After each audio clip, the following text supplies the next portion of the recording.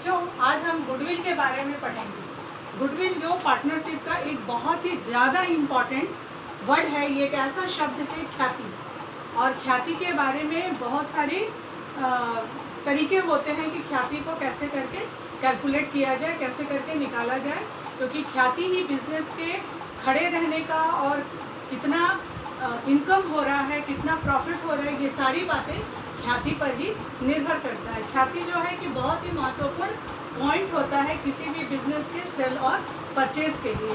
तो उसका हम लोग कैसे कैलकुलेशन करेंगे, उसका हम कैसे मूल्यांकन करेंगे, कैसे पता लगेगा कि बिजनेस में आज की तारीख में इसकी ख्याति कितनी है, इसकी गुडविल कितनी है, उसके कई सारे तरीके हैं।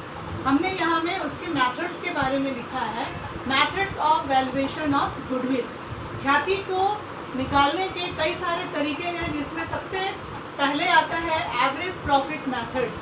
एवरेज प्रॉफिट मेथड में फिर दो तरह के मेथड हैं, जिसमें दो हैं, सिंपल मेथड और weighted average method. Simple method और वेटेड एवरेज मेथड। दूसरा मेथड होता है सुपर प्रॉफिट मेथड। सेकंड क्या है? Super profit method. और थर्ड है कैपिटलाइजेशन मेथड। कैपिटलाइजेशन मेथड में भी दो होता है, कैपिटलाइजेशन एवरेज प्रॉफिट मेथड और कैपिटलाइजेशन सुपर प्रॉफिट मेथड। क्योंकि यही दो मेथड, इसमें से सुपर प्रॉफिट मेथड एक 2 नंबर में भी आता है, लेकिन कैपिटल अगर दिया हो तो उस बेस पर सुपर प्रॉफिट मेथड को हम कैसे कैलकुलेट करते हैं, या हम क्रमवार एक एक मेथड के बारे में आप सबों को बताएंगे। आज सबसे पहले हम एवरेज प्रॉफिट मेथड पे आते हैं। एवरेज प्रॉफिट मेथड का फॉर्मूला क्या होता है, उसमें कैसे गुडविल को हम कैलकुलेट करते हैं।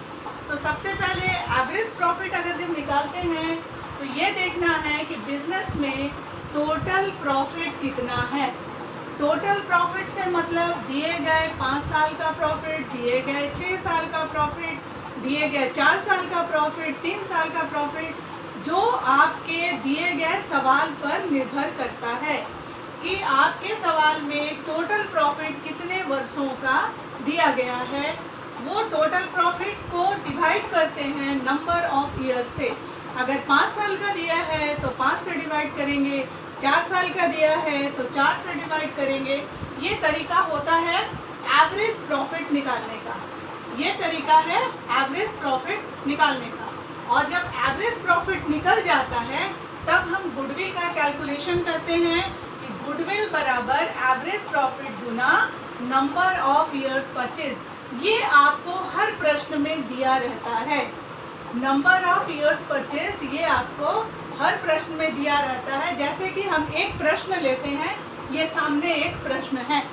प्रश्न ये है कि profit of last 5 years of a firm as follows. ये किसी एक फर्म का 5 साल का प्रॉफिट दिया हुआ है, जो कि 2015 से बता रहा है कि 2015 में उसका प्रॉफिट 3 लाख था, 2016 में उसका प्रॉफिट 4 लाख हुआ, 2017 में प्रॉफिट 5 लाख हुआ, 2018 में 5,50,000 हुआ और 2019 में 4,45,000 हुआ।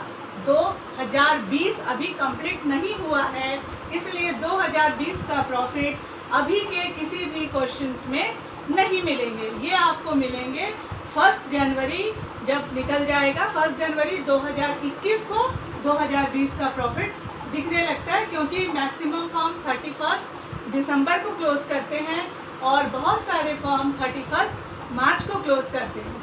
हमको यहाँ मतलब है कि हमें ये 5 साल का जो ये प्रॉफिट मिला हुआ है, ये 5 साल के प्रॉफिट के आधार पे हम फर्म का गुडविल का कैलकुलेशन कैसे करें।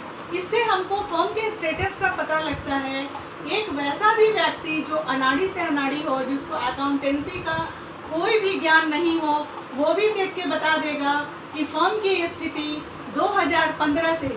ऐसा भी क्वेश्चन आता है कि आपको सिर्फ ये दे दिया जाएगा, जहाँ कंपैरिजन बैलेंस शीट बनता है वहाँ में दे दिया जाएगा और आपसे पूछा जाएगा कि इस प्रॉफिट को देखने के आधार पे आप क्या अंदाज लगा सकते हैं कि फर्म जो है वो प्रॉफिट की ओर जा रही है, नफ़ा की ओर जा रही है या नुकसान की ओर जा रही है। बड़ी सिंपल सी बात है, आप देख रहे हो कि हर साल इसका प्रॉफिट जो है बढ़ता ही जा रहा था, मगर 2019 आते आते प्रॉफिट थोड़ा सा कम हुआ। लेकिन व्यवसाय में ये उतार और चढ़ाव लगा रहता है। ये बहुत बड़ी बात नहीं है कि 5.5 लाख से 4.5 लाख प्रॉफिट हो गया।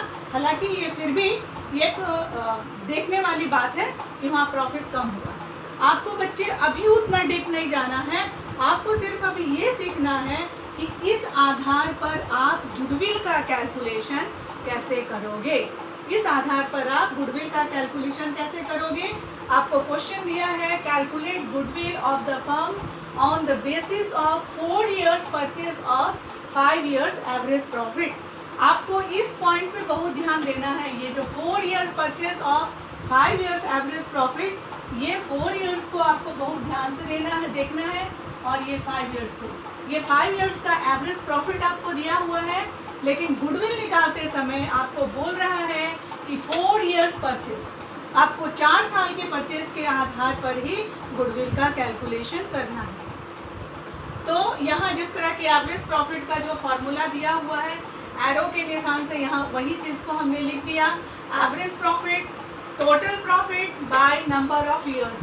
ये टोटल प्रॉफिट कितना है, 21,95,000। टोटल प्रॉफिट 21,95,000 और नंबर ऑफ ईयर्स कितने हैं, 1 2 3 4 5।